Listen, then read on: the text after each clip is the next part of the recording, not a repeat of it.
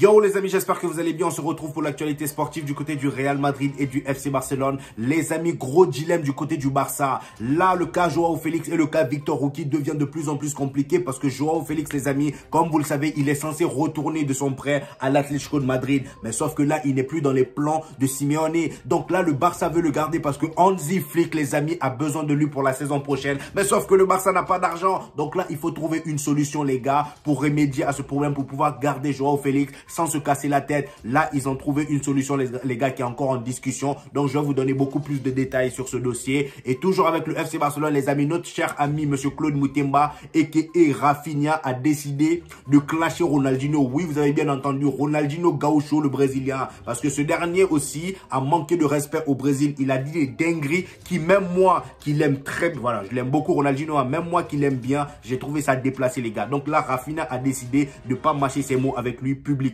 Du côté du Real Madrid, les amis, ça chauffe de plus en plus entre Lunin et Carlo Ancelotti parce que là, l'avenir de Lunin au Real Madrid est de plus en plus flou. Voilà, le gars, on ne sait pas s'il va rester ou s'il va partir vu la situation avec Thibaut Courtois. Donc là, en ce moment, il y a un gros froid entre lui et Carlo Ancelotti. Vous savez déjà pourquoi. Je vais vous donner beaucoup plus de détails dans la suite de la vidéo. Donc, restez bien jusqu'au bout pour ne rien rater. Pendant ce temps, les amis, lâchez le petit pouce bleu qui fait plaisir. Ça aide au référencement. Sans plus tarder, les amis, c'est parti. On commence avec nos chers Barcelonais, les amis. Monsieur Victor Roque, depuis l'arrivée d'Hansi Flick au FC Barcelone, le gars, il est heureux. Comme je vous ai dit dans ma précédente vidéo, le gars, il est remotivé à l'idée que le coach lui fait confiance. Là, d'ailleurs, comme vous pouvez le voir à l'image, Victor Roque a décidé d'écourter ses vacances pour préparer la saison à venir. Hansi Flick compte sur lui et il travaille à Barcelone depuis lundi dernier avec un préparateur physique et un spécialiste de la récupération pour être dans la meilleure forme possible la saison prochaine. J'ai envie de voir un peu comment Hansi Flick va l'utiliser la saison prochaine. Et d'ailleurs, en parlant d'Hansi Flick, les amis, Hansi Flick et Deco ne veulent vendre ni De Jong ni Araujo. Ce sont des pièces maîtresses du projet du coach. Seulement, écoutez bien, voilà, c'est pas parce qu'ils disent qu'ils sont les pièces maîtresses du FC Barcelone qu'ils vont mettre l'argent de côté. Parce que là, en ce moment, c'est la galère. Ils disent seulement les énormes offres seront entendus. Et le club donne l'exemple. Si Caicedo coûte 133 millions d'euros et Enzo Fernandez 121 millions d'euros, Araujo vaut encore plus. Donc là, même si les deux font partir du projet de Hansi Flick, s'il y a un gros club qui vient poser un gros chèque, un gros billet dans les alentours de 120 millions, ils vont laisser partir Araujo. Voilà, ils sont prêts à laisser partir Araujo ou à même réfléchir à laisser partir des gens. Je les comprends, les gars, on va pas se moquer. J'ai envie de rire, mais je suis désolé. On va pas se moquer, je les comprends. Faut se remplir les poches. Voilà. On continue toujours avec le FC Barcelone, les amis. Selon Foot Mercato, le FC Barcelone et l'Atlético de Madrid préparent un échange totalement inattendu. Vous allez voir pourquoi ils ont utilisé le mot inattendu. Comme vous le savez, les amis, Joao Félix est arrivé au FC Barcelone sous forme de prêt. Donc là, normalement, cet été, il est censé retourner du côté de l'Atlético de Madrid. Mais là, avec l'arrivée de notre cher Hansi Flick, voilà, les choses ont changé, les plans ont changé. Hansi Flick compte sur lui pour la saison prochaine. Donc là, il faut bien le garder. Mais comment vous pouvez garder un joueur que vous ne pouvez pas acheter? Comment faire sachant qu'il n'y a pas d'argent dans la caisse? Donc là, l'Atlético de Madrid a dit, bon, vu que vous voulez le garder et que nous, on n'a pas vraiment besoin de lui parce que Simeone a aussi déclaré que Joao Félix n'était plus dans ses projets. Voilà, il ne veut plus de lui à l'Atlético de Madrid. Pour remédier à ce problème financier, l'Atlético de Madrid a proposé un échange. C'est-à-dire, on vous donne Joao Félix et vous nous donnez un de vos joueurs. Sauf que le Barça, ils ont proposé Ansu Fati. Et bien, l'Atlético de Madrid, ils sont pas bêtes. Ils savent que le gars, même si voilà, c'est un joueur talentueux, mais il se blesse beaucoup. Ils ont dit non, on veut pas de lui. Voilà. Là, dernièrement, j'ai entendu d'après les médias espagnols qu'ils ont proposé Ferran Torres. Mais sauf que eux, ils veulent vraiment du gros du côté du FC Barcelone. C'est pour ça que là, ils sont allés demander Monsieur Victor Roque parce que la saison dernière, ils ont vu que Victor Roque, ils l'ont pas beaucoup fait jouer. Mais sauf que le problème là, c'est que Monsieur Hansi Flick compte sur Victor Roque la saison prochaine. Donc, ils veulent pas le laisser partir. Donc là, il y a un gros dilemme voilà, au cœur de cet échange. On ne sait pas comment ça va se passer. En tout cas, là, l'Atlético de Madrid, ils sont en train de tout faire pour récupérer Victor Roque. Mais bon, eux aussi, le problème qui va se poser, c'est que Victor Roque, lui, il compte pas quitter le club.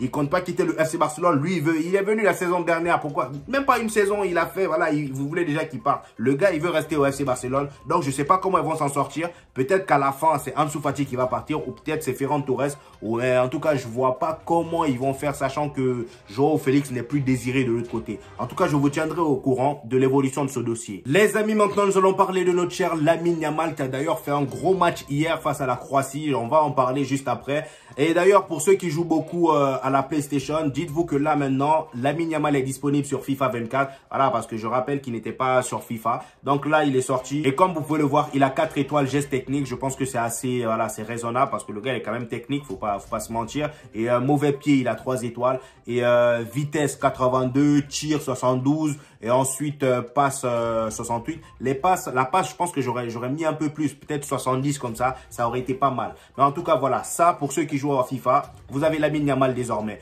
Toujours avec Lamine Yamal, les amis. Hier, ils ont joué face à la Croatie. Il a sorti un gros match, les amis. Il a même été auteur d'une passe décisive. Il a fait une passe qui est impossible à oublier. La passe à Monsieur Carvajal, les amis. Ça, c'est devenu sa spécialité. Lamine Yamal, c'est devenu sa spécialité. Le gars, depuis le FC Barcelone, il a commencé à développer cette passe-là avec Robert Lewandowski. Il vient sur le côté, il te fixe, il fait semblant de te dribbler, il te fait vaciller par-ci, par-là. Et ensuite, il rentre intérieur pour centrer avec son pied gauche et ça part tomber pile poil sur les pieds de l'attaquant ou du défenseur, comme c'était le cas ici avec Monsieur Carvajal. Franchement, les gars, c'était beau à voir. Lamine Yamal, aujourd'hui, il a traumatisé Vardiol. Vardiol, lui, je sais pas comment il s'y prend. À chaque fois qu'il rencontre un joueur du FC Barcelone ou un ancien joueur du FC Barcelone, comme c'était le cas à la Coupe du Monde avec Lionel Messi, il finit toujours par se faire torcher.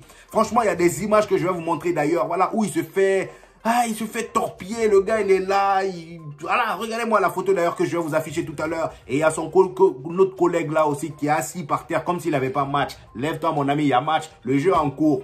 Franchement, Lamine Yamal, c'est l'insolent Pro Max. C'est pour ça que je vous ai dit, lui, c'est l'insolent originel. C'est l'insolent originel depuis qu'il a été touché par Lionel Messi à son enfance. Le gars, voilà, c'était sûr qu'il allait avoir une belle carrière. En tout cas, très gros match. Voilà, face à une équipe de Croatie qui a vraiment pas été, on va dire, qui a pas pris des risques. Devant, ils étaient un peu trop limités. Et même défensivement, il y avait des erreurs. Regardez par exemple le premier but de l'Espagne. Voilà, Morata qui prend le ballon sur une belle passe. D'ailleurs, c'est même pas qui a fait la passe. Mais la course qu'il fait du moment où il récupère le ballon jusqu'à ce qu'il marque, c'est vraiment, franchement, c'est vraiment pitoyable de la part de la défense de la Croatie. Morata, c'est pas quelqu'un qui a une vitesse, une sacrée vitesse. Je me demande comment ils ont fait pour pas même le bloquer avant qu'il n'arrive dans la surface. Mais bon, c'est Morata, il est toujours présent dans les grands rendez-vous. On se pose toujours la question pourquoi. C'est pas pour rien qu'il a le brassard, les gars. Voilà. En tout cas, très gros match de la part de l'Espagne, même si c'était pas non plus un match extraordinaire de leur part. Donnez-moi vos avis en commentaire, les amis, sur ce match et sur le match de Lamine Yamal. J'hésiterai pas à vous répondre. Les amis, on continue avec, voilà, cette fois-ci, la partie mercato du FC Barcelone. Alors là, les gars, ça commence à bouger. Hein. Yayos Pérez a été offert au FC Barcelone. Donc, le buteur de Séville est une option pour remplacer Victor Roque en cas de départ de Victor Roque vers l'Atlético de Madrid. Parce que comme je vous ai dit tout à l'heure, Victor Roque risque peut-être de partir à la fin. Parce qu'il faut bien trouver une solution pour garder Joao Félix. Parce que vu que Hansi Flick veut de lui, puisqu'ils ne peuvent pas le payer. Parce que là, au jour d'aujourd'hui, s'il faut payer Joao Félix, ça va coûter cher au FC Barcelone. Donc, ils ne peuvent pas se le permettre. Donc, ce gars-là, ce serait, on va dire, le futur remplaçant en cas de départ de Victor Roque du côté de l'Atlético de Madrid. Toujours avec le mercato, les amis, Hansi Flick veut amener Noah Darvish, voilà, en pré-saison avec l'équipe première. Donc, Noah Darvish, c'est ce gars que vous voyez à droite. Il a été vraiment bon lors de la Coupe du Monde U17. J'en avais même parlé sur TikTok. Pour ceux qui ne me suivent pas sur TikTok, allez-y, on est presque 500 000 abonnés, les gars. On est presque 500 000. C'est une grosse famille, les gars. Allez-y me rejoindre sur TikTok. Mon nom, c'est Lejux TV. Voilà, vous pouvez me retrouver. Donc, Noah Darvish, vraiment un très gros talent en devenir. J'ai regardé son match lors de la Coupe du Monde U17, quelques matchs, hein, voilà, où il était vraiment pas mal. En tout cas, ceux qui l'ont déjà regardé, joué, donnez-moi vos avis en commentaire. Je sais pas, j'ai envie de savoir ce que vous en pensez. Maintenant, les amis, nous allons parler d'un autre transfert qui fait parler. Alors là, c'est pas encore officiel, mais c'est des pourparlers. Mais franchement, là, je pense que les gens commencent à manquer de respect au FC Barcelone. Et moi, j'ai pas aimé cette information, même si ça m'a fait un peu rire. Parce que bon, regardez cette photo, enfin, cette information. Comme vous pouvez le constater, les amis, Tanguy Ndombele, voilà, l'ancien joueur de Tottenham qui joue actuellement à Galatasaray, quitte librement Tottenham. Il est libre de s'engager où il veut, voilà, où il souhaite. Maintenant, il est libre, il peut aller où il veut. Donc, l'agent de monsieur Ndombele a eu la brillante idée de le proposer à qui? Au FC Barcelone. Donc, lui, il a trouvé aucun club pour proposer son joueur, sauf au FC Barcelone. Et je tiens à rappeler que la photo que vous voyez là n'a pas été mise à jour. Je ne sais pas qui a écrit cette information-là, mais s'il te plaît, mets à jour la photo. C'est pas à jour. Là, c'est le Ndombele qu'on connaît actuellement. C'est pas le même Ndombele. Regardez-moi ça. Est-ce que c'est les mêmes personnes? Non. Donc, arrêtez un peu de vendre du rêve aux gens. Ndombele que vous avez mis là, c'est pas lui. Lui, c'est le Ndembele qu'on connaît actuellement. Voilà, respectez un peu le FC Barcelone. C'est pas non plus Cadix. Voilà, c'est pas Ritafe. Voilà, c'est le grand FC Barcelone, même si en ce moment, c'est compliqué. On continue, les amis. Les amis, ça chauffe du côté du Brésil, les gars. Alors là, à l'approche de la Copa América, j'ai rarement vu un si gros bordel là-bas. Voilà, là, déjà, je sais pas ce qui s'est passé dans la tête de Ronaldinho ce matin. En tout cas, hier matin, j'ai envie de dire, voilà, parce que là, je tourne cette vidéo le samedi. Voilà, je sais pas ce qui s'est passé dans la tête de Ronaldinho, mais il est sorti du silence à l'approche de cette Copa América. Le gars, il dit, je ne vais pas regarder un seul match du Brésil à la Copa América. Il a dit ça à un journaliste qui l'a posé une question. Il dit, je ne vais pas regarder un seul match du Brésil à la Copa América. Les choses ne vont pas bien. Il manque tout, du dynamisme, du dévouement, la joie. En gros, il n'est pas content du rendu de l'équipe du Brésil. Et comme si ça suffisait pas, ça déjà, ça fait polémique. Mais comme si ça suffisait pas, il en a rajouté encore une couche. Regardez sur Instagram ce qu'il a écrit. Il a écrit un pavé, hein, mais on va pas tout lire, faut pas non plus abuser. Voilà. Donc sur Instagram, il dit, ça y est les amis, j'en ai marre. C'est un moment triste pour ceux qui aiment le football brésilien. Ça devient difficile de trouver l'esprit pour regarder les matchs. C'est peut-être l'une des pires équipes de ces dernières années. Elle n'a pas de dirigeants respectables, seulement des joueurs moyens pour la majorité. Alors là, les amis, c'est un manque de respect. J'ai beaucoup d'amour pour Ronaldinho, mais manquer de respect comme ça à sa nation. On est censé aimer et soutenir sa nation, ou même donner des conseils. S'ils sont pas bons, tu leur donnes des conseils. Tu es un ancien taulier, tu peux venir aider la nation, mais tu peux pas être là à critiquer ta nation comme ça publiquement et dire que tu vas pas les regarder. Si tu les regardes pas, ça va changer quoi? Même si au fond de moi, je sais que tu as un peu raison, mais moi, c'est le côté où tu le dis publiquement, tu craches sur les joueurs qui sont là, les joueurs qui, de base, je parie à 100%, tu es leur idole. Mais franchement, là, vraiment, on va dire, tu les rends tristes. Et là, Rafinha, lui aussi, il a décidé de reprendre. Hein. Il n'a pas mâché ses mots. C'est pourquoi Rafinha, lui aussi, il a pris la parole. Voilà, en conférence de presse. Le journaliste l'a dit. Ronaldinho a dit qu'il ne regarderait pas la Copa América. C'est-à-dire, il ne regarderait pas le Brésil. Donc là, le gars, il a répondu. Ronaldinho a dit qu'il ne regarderait pas le Brésil. Il y a quelques jours, il demandait des billets pour regarder les matchs du Brésil. Donc là, les gars, il a posé la punchline là. Il a posé ça tranquille. Le gars a demandé des billets à Vinicius pour aller regarder des matchs du Brésil. Donc là, il est en train d'assigner que déjà de 1, Ronaldinho est pauvre. Il ne peut pas s'acheter un billet pour aller regarder un match du Brésil. Et de 2, le gars, c'est un hypocrite parce qu'il dit publiquement qu'il ne va pas regarder alors qu'en soum-soum, il part demander à Vinicius. Et là, sans faire même exprès, il place Vinicius au-dessus de Ronaldinho. Alors là, c'est un autre débat. Le débat de Neymar, on en a parlé. Mais en tout cas, la partie jusqu'à Ronaldinho...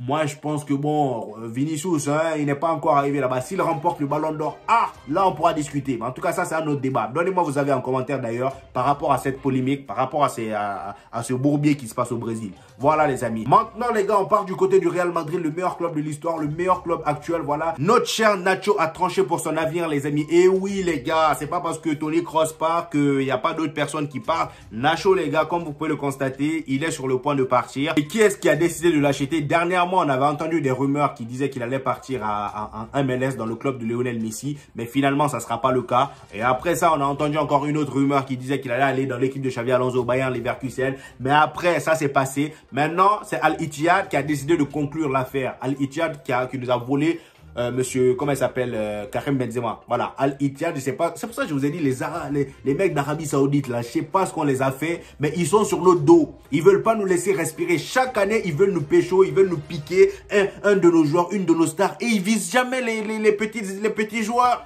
Je vous ai dit, il y a Ceballos là depuis longtemps, il attend de partir, il attend voilà, un gros club venir le choper, mais vous voulez pas. Voilà, vous l'esquivez toujours pour aller choper les joueurs dont on a besoin. Donc là les amis, Nacho part du côté de Al Ittihad, je sais pas, peut-être c'est un bon choix, ils l'ont sûrement proposé un gros chèque, voilà. Donc là comme vous pouvez le voir, je sais pas, ils l'ont proposé combien d'ailleurs. Al Ittihad l'a proposé 20 millions d'euros par an, soit quasiment le quadruple de ce qu'il touche actuellement avec le Real Madrid. C'est une dinguerie les amis, 20 millions d'euros.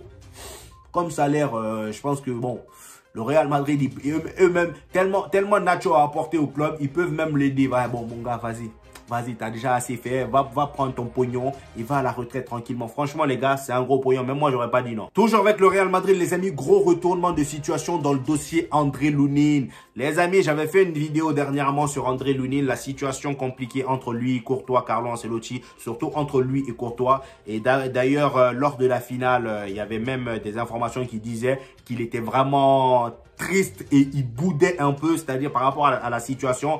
Même si, voilà, il était malade, d'après ce que disaient les médias, même s'il avait la grippe, le gars, il n'a vraiment pas aimé le fait que Carlo Ancelotti, parce qu'on sait tous, hein, Carlo Ancelotti, même si le gars n'était pas malade, il allait mettre Courtois, ça, on le sait, voilà. Donc là, je pense que Lunin, depuis ce jour-là, il n'a vraiment pas aimé ça, et là, actuellement, il serait on va dire, en froid avec Carlo Ancelotti. Je vous donne un peu plus de détails, mais on lit ce que Foot Mercato nous dit. Alors qu'une prolongation de contrat était à l'étude, André Lunin se pose toujours des questions sur son avenir au Real Madrid à l'heure où d'autres clubs européens s'intéressent à lui. Donc là, actuellement, il y a énormément de clubs qui s'intéressent à lui. L'Atlético de Madrid notamment, parce que Oblak risque de se barrer cet été, ou même cet été, je crois, parce qu'il lui aussi, il a un pourparler avec je ne sais quel club. Mais en tout cas, c'est André Lunin qui veut le prendre pour le remplacer. Donc là, le gars, il risque de se barrer à tout moment. Donc là, il est dit André Lunin en froid avec Carlo Ancelotti pour avoir assuré l'intérim de Thibaut Courtois avec brio. Le natif de Kradovsburg, bref, c'est une ville, s'est vu offrir la possibilité d'étendre son bail avec le Real Madrid. Mais alors qu'une prolongation de contrat portant jusqu'en 2029 était à l'étude, André Lunin n'est pas sûr de rester dans la capitale espagnole et se questionne sur son avenir selon Cadena Coupé. Voilà, c'est un média. Le principal intéressé pourrait même ouvrir un nouveau chapitre dans sa carrière en raison de sa relation jugée froide, entre parenthèses, avec son entraîneur Carlo Ancelotti.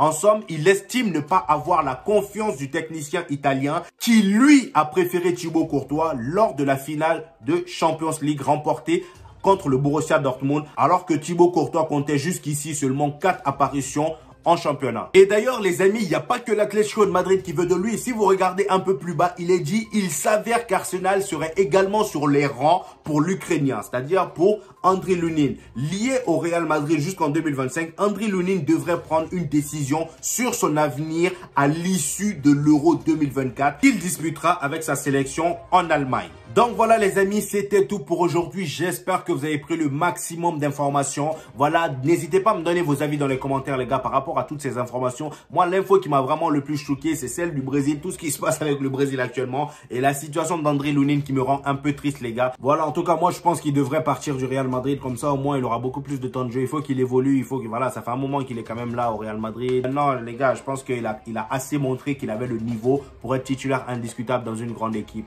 Donc voilà les amis, donnez-moi vos avis en commentaire, j'hésiterai pas à vous répondre. Likez, abonnez-vous pour plus de news les gars et on se dit au prochain épisode. Peace!